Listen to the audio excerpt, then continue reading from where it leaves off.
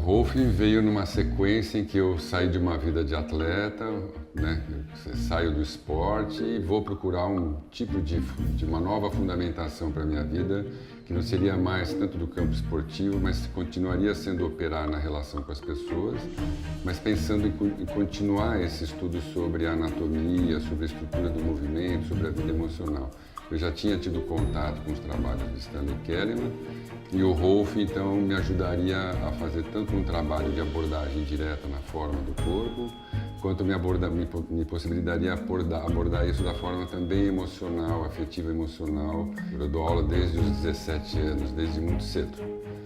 E a passagem para o método, né, quer dizer, para o estudo do Rolf, na realidade aumentou talvez o meu interesse para compreender o que eu trabalho hoje fortemente, que é o gesto e a palavra. Eu acho que o fundamento desse trabalho tem que ver com eu ter ido para a PUC antes da semiótica, compreender a linguagem e tentar associar essa linguagem como atos motores também.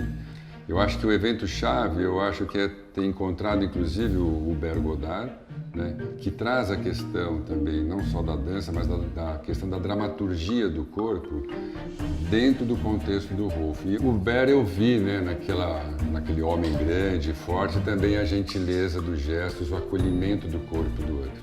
O Hubert Godard é um professor formado pelo Rolf, mas ele vive na França, né, é um francês. E teve um percurso de bailarino dentro da dança e também dentro das pesquisas, trabalhou com as cadeias musculares da Mercier e daí ele constrói um projeto para dentro do pensamento do Rolf, que era trabalhar a percepção e a coordenação, né? E com isso ele desenvolve alguns termos, como o termo háptico, que é o toque de contato, que é o toque conectivo, junto com a percepção do corpo do sujeito na gravidade. Ele traz isso da dança para o contexto perceptivo e traz isso para o contexto da relação. Então a Aida tinha dito sobre a gravidade, mas ele traz a relação entre o sujeito no mundo. E ele faz uma nova colocação para dentro do Rolf. E isso me interessou demais. E eu estava junto ali, participando também desse momento que ele veio para o Brasil algumas vezes. E isso me interessou profundamente. Isso fez combinar com os meus estudos também do Stanley Kahneman e com a minha abordagem de atleta. Isso foi o que me chamou a primeira atenção do Hubert, foi aquelas mãos enormes, né? Um cara grande e uma capacidade de receber o outro. Isso que foi, acho que a chave, porque eu vim da arte marcial, onde você percute, você na realidade bate para empurrar o outro para longe. E ele me apresenta exatamente o contato com uma outra novidade, quer dizer, o contato que é do acolhimento. Quando eu vou para o Rolf, você pôr a mão e acolher, né, era diferente de pôr a mão e ir fazer alguma coisa. Isso daqui é um bonequinho daqueles que a gente conhece que tem o elástico dentro.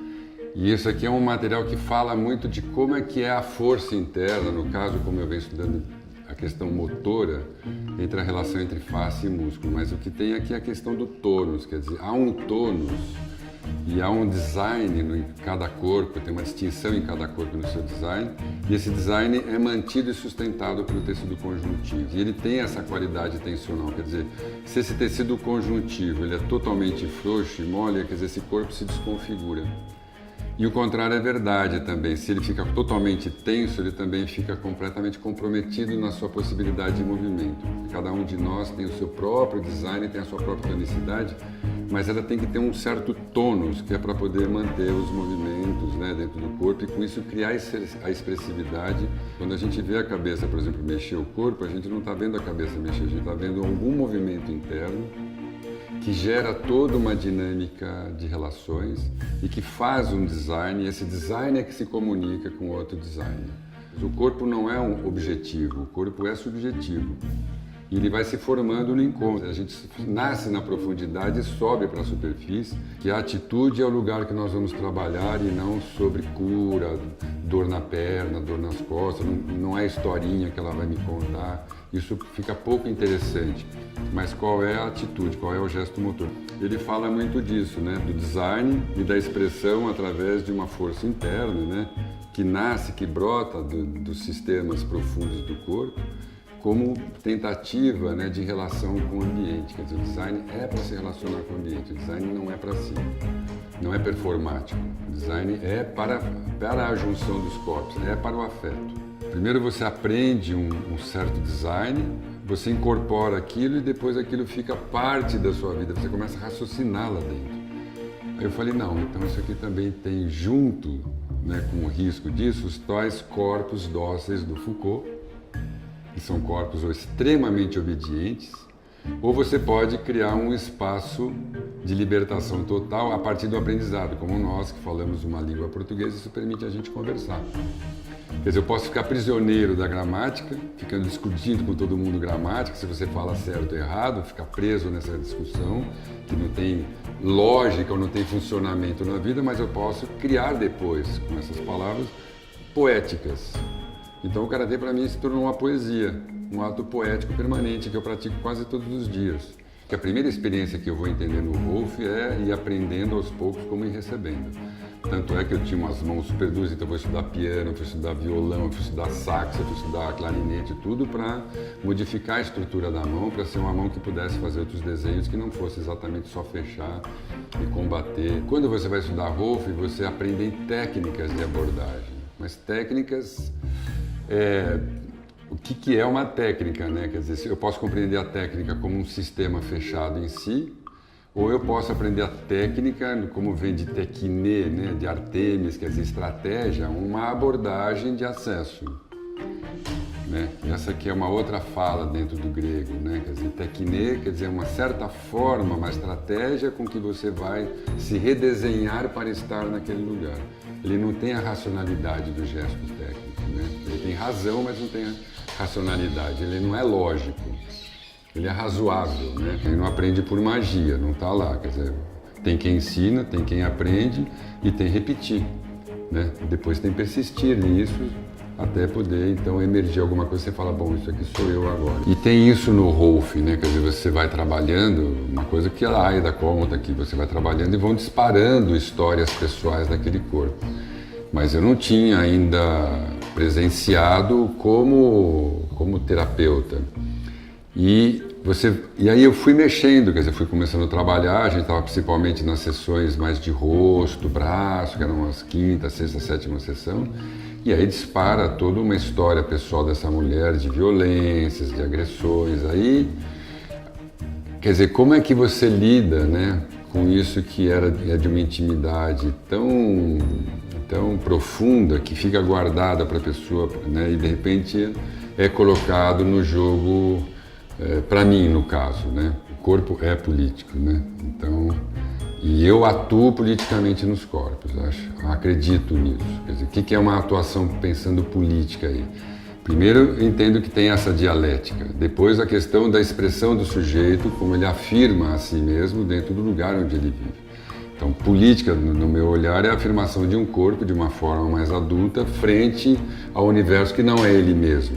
A sua relação de adulto implica a existência dos corpos que são contínuos a eles, que são os outros corpos. Então, como é que cada um de nós pode ter na sua maturidade somática, ou seja, na sua organização na gravidade e na relação, potência para poder influenciar e abrir o seu espaço dentro dos contextos, produzir uma expressão particular e pessoal, de tal forma que ela entre dentro do campo e ocupe, faça um território para si mesmo. Quer dizer, a questão da territorialização, quer dizer, a ocupação de um corpo, esse corpo sou eu e esse espaço que ocupa sou eu na minha relação com o meio. Então, essa é uma afirmação territorial, é política, né? Bom, eu estou implicado na formação de dois grupos distintos. Uma dentro do Rolf, como eu participo dando aulas ou participo como segundo professor nas classes de aula. Isso eu já venho fazendo há alguns anos, né, na Associação Brasileira de Rolf. E também agora atuo ensinando o que é a face, como trabalhar na face, num trabalho que anda junto com isso, que é o Fascial Fitness, onde eu trabalho com professores de educação física particularmente, fisioterapeutas ou pessoas que estão interessadas em compreender o que é a fáscia e isso como estrutura dentro do corpo. Então, a dificuldade de ser um bom professor, né, é como é que você transforma aquilo que você aprendeu e faz e sabe para si num processo didático que é para transmitir para o outro. Eu acho que o gap é como a gente transforma conhecimento em processo didático. né? Então aqui está a passagem, né, entre eu sei e eu transmito. São duas coisas diferentes. Eu tenho ficado muito fora, participado de outros grupos de estudo fora do país também. Eu acho que no Brasil a gente não desenvolveu muito bem a noção do que é partilhamento de conhecimento. Então, lá fora, por exemplo, é dada uma problemática. Essa problemática é discutida por todos a partir do que cada um traz do que sabe sobre uma tentativa de resolver aquelas questões. Então, abre-se uma discussão de muitos pontos de vista sobre aquilo que pode ser uma possível construção de uma resposta para aquele problema. Só que, na medida em que cada um vai falando, os outros também vão ouvindo. Então, há uma modificação do próprio pensamento frente a outros saberes sobre aquela problemática. E cada um, então, se retira daquele encontro com novidades. E aí ele volta a estudar sozinho aquilo que, então, agora, antes era florescido por um único pensamento que era o dela, agora por mais outros, digamos, pontos de vista. Aqui é muito complicado, assim, todo mundo já chega dizendo que sabe, então ninguém tem ouvidos para o outro, quer dizer, é muito dogmático o ensino e o aprendizado no Brasil. O pensamento dogmático, o pensamento religioso, esses pensamentos de dominação de poder estão muito presentes dentro do ensino da sala de aula, dos professores, dos alunos e assim por diante. Então, você fala, olha, eu vou falar sobre a face, outro diz, não, eu já sei o que é a face. Então, acabou o discurso, né? O Robert Schleip, quem é que está liderando isso, que é um professor da Universidade de Ulm, que é também um rolfista e começou todo um projeto de pesquisa de face há muitos anos atrás, tomou a iniciativa de se pensar em também desenvolver esse projeto para o tecido conjuntivo, ou seja, tornar público, tornar evidente, né, deixar claro a materialidade desse tecido que até hoje ainda não é compreendido em muitas áreas do conhecimento. É muito surpreendente porque mesmo estudando face, quando você olha e vai mexendo no tecido, é descobrir como não existem músculos e fáscia, mas como eles são entrelaçados, quer dizer, como a fáscia e o tecido muscular e outros tecidos formam uma unidade dentro do corpo, que a gente fala de unidade, integridade, e quando você olha é verdade. Quando eu voltei em 96 para a Universidade de São Paulo para estudar a questão da educação física, né, dentro do espaço das academias, eu fui para a área mais social, estudar filosofia do corpo, e lá nós fizemos o primeiro estudo sobre a questão dos corpos performáticos, né? Então, Michael Jackson, outros corpos, né? Retalhamentos, bastante cirurgias, modificações de nariz, orelha, boca, esses corpos que ficaram virados totalmente para fora, parafernálias de aceitação e não necessariamente uma convicção de ser uma presença no mundo, né? Quer dizer, fica totalmente virado para fora e existe um impasse, né? Essa super necessidade de ficar presente para o outro, né? Por questões de várias questões, ou ficarem próximas de si mesmas. Mas o que a gente nota é que ficaram corpos extremamente individualizados, bastante individualizados e pouco satisfeitos consigo mesmo.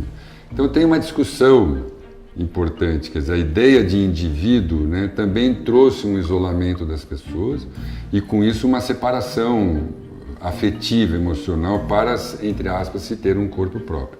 Eu sou um darwinista convicto, né? Há em nós essa continuidade dessa força da vida se mantendo e levando a si mesmo o tempo todo, quer dizer, a gente não é um sujeito em si, né? Mas a gente é uma história de mais de 3,5 bilhões de anos, né? E entendo também que a espiritualidade é um componente, mas entendendo a espiritualidade como aquele senso de divino que a gente tem, que a gente nem sabe de onde vem, mas que pertence à produção da vida, quer dizer, esse contato com a intimidade, digamos, com a satisfação de estar vivo, eu chamo isso de espiritualidade. A espiritualidade como esse tempo de espera, né, para saber dos acontecimentos internos. Quer dizer, o corpo tem em si essa vitalidade desde sempre. Né? Essa vitalidade que eu entendo que é a espiritualidade. Né? Contato com esse lugar que é a produção de vida permanente na gente, que vai desde o nível celular, molecular e sobe para a expressão, por exemplo, no caso nosso, da vida humana, né? Dessa coisa de se tornar um ser humano como uma continuidade dessa expressão de vida interna, né? É aí que eu entendo a espiritualidade.